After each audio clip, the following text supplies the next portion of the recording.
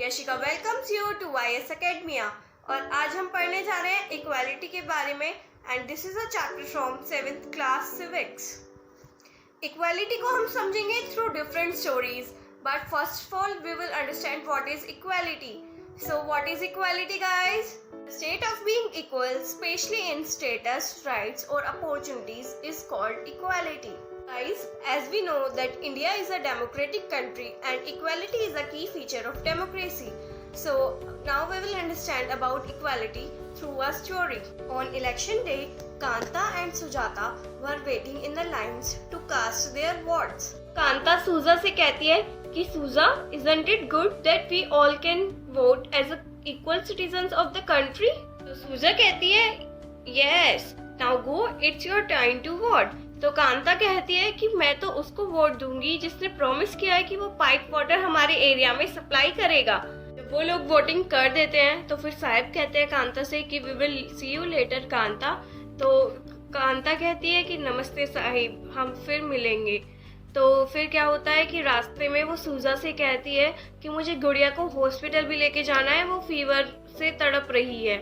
ठीक है, तो वो घर जाके अपनी गुड़िया को एक गोली दे देती है और कहती है कि मैं प्रॉमिस करती हूँ हम शाम को हॉस्पिटल चलेंगे, क्योंकि पहले मुझे साहिब के यहाँ सारा काम कंप्लीट करना है और उनसे कुछ एडवांस मांगना है। तो फिर वो साहिब के घर जाती है और सफाई करना शुरू कर देती है।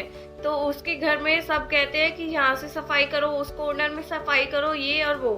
फिर जो उसकी मालकिन होती है वो उसको एडवांस दे भी देती है और कहती है कि मैं तुम्हें एडवांस इस बार दे तो रही हूँ, पर इसको अपनी आदत मत बना लेना।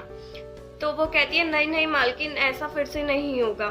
फिर वो अपनी बेटी को लेके जब हॉस्पिटल जाती है तो उसको एक बहुत लंबी लाइन में खड़े होना पड़ता है।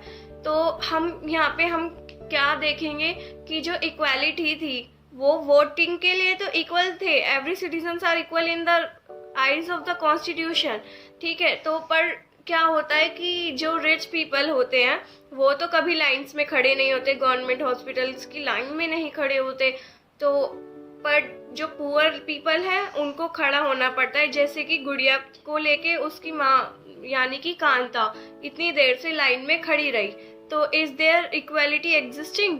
No, there is no equality existing. India में हर कोई वोट कर सकता है, चाहे वो किसी भी रिलीजन से बिलोंग करता हो, चाहे वो किसी भी कास्ट का हो, एजुकेटेड हो, अनएजुकेटेड हो, या मतलब कुछ भी हो, उसका सेक्स, जेंडर कुछ भी मैटर नहीं करता है। But they all are allowed to vote.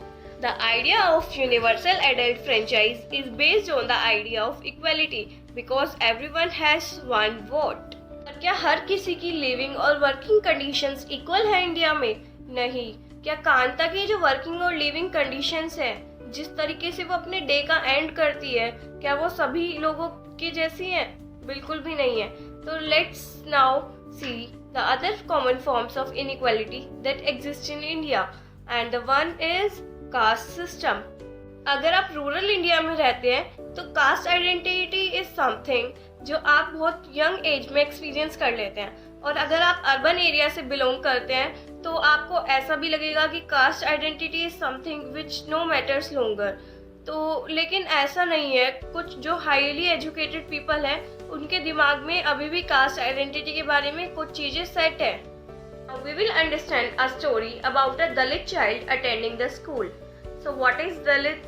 Dalit एक टर्म है जो so called lower caste people use to address themselves. Dalit means broken. जो दलित पीपल होते हैं वो अपने आप को पॉइंट करते हैं कि how their conditions were and continue to be seriously discriminated against. Om Prakash Valmiki is a famous Dalit writer और उन्होंने अपनी ऑटोबायोग्राफी झूठन में लिखा है कि उन्हें दूसरे बच्चों से दूर बैठना पड़ता था, और वो भी ज़मीन पे। 4th क्लास में हेडमास्टर ने उनसे पूछा कि वो जो ग्राउंड है उसको स्वीप करें, मतलब उसमें झाड़ू लगाएं। और ओम प्रकाश कहते हैं कि जो प्लेग्राउंड का जो एरिया था वो उनके फिजिक्स से इतना बड़ा था कि वो उसे हैंडल नहीं कर पाते। उसे साफ करते करते उनकी जो कमर है वो दुखने लगती थी, और सारे बच्चे पढ़ रहे होते थे और वो झाड़ू लगाया करते थे।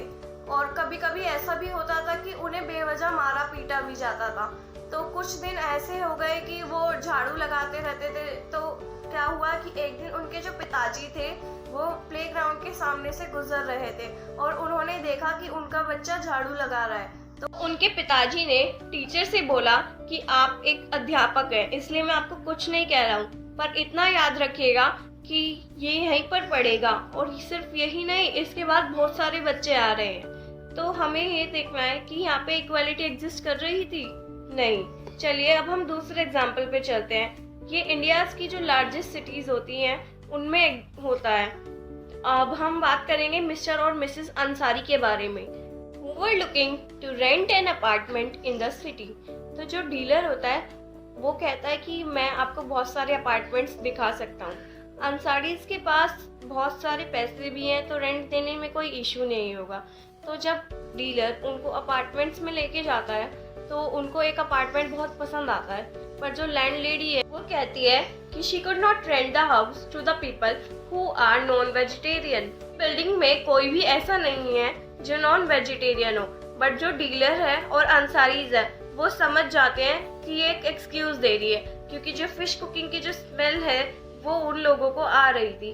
फिर वो और भी अपार्टमेंट्स में जाते हैं तो सब उनको यही एक्सक्यूज देते हैं। फिर जो डीलर है वो अंसारी से कहता है कि आप अपना नाम मिस्टर और मिसेस कुमार रख लीजिए, तो अंसारी ऐसा करने से मना कर देते हैं। तो जब अनइक्वालिटी होती है तो वहाँ पे इंसान की डिग्निटी को वायलेट किया जाता है। ओम प्रकाश वाल्मीकि की डिग्निटी भी हर्ट हुई थी जब टीचर उसको पढ़ाने की जगह उससे स्वीपिंग कराते थे या लोग उसे बेवजह मारते पीटते थे। जो अंसारीज थे उनकी भी डिग्निटी हर्ट हुई थी because no one was ready to lease their house on rent to them. और जो डीलर ने बोला कि उन्हें अपना नाम मिस्टर और मिसेस कुमार रख लेना चाहिए, तो उनकी वो डिग्निटी ही थी, उनकी वो सेल्फ रिस्पेक्ट थी, इसने उन्हें अपना नाम बदलने से रोका।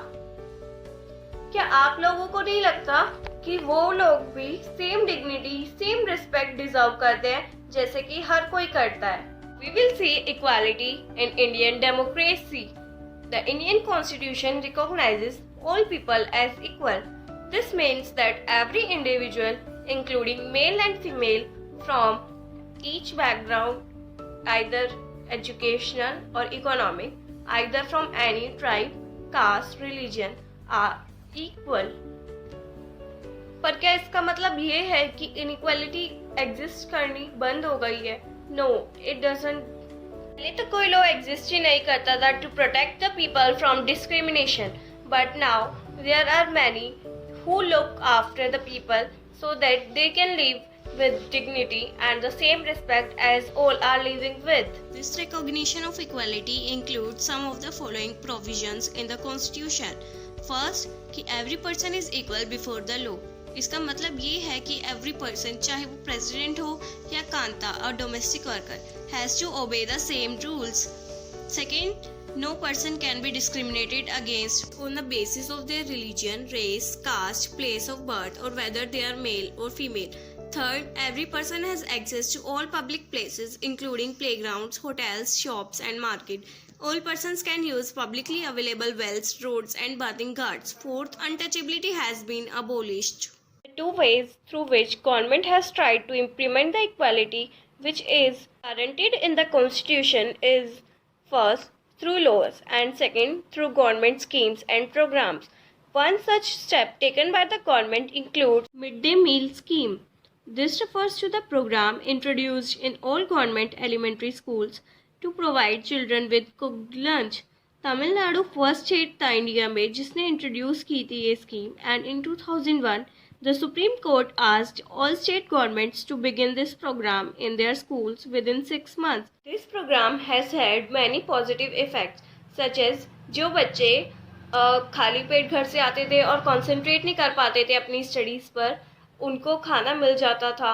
और इसने कास्ट प्रिजुडिसेस को भी रिड्यूस किया है, क्योंकि जो अपर कास्ट और लोअर कास्ट के जो बच्चे होते हैं वो सेम जगह पर साथ में बैठ के खाना खाते हैं। इससे बच्चों की अटेंडेंस भी इम्प्रूव हुई है, क्योंकि जो बच्चे पहले आते थे स्कूल में और लंच करने के लिए अपने घर जाते थे वो वापस नहीं आते थे।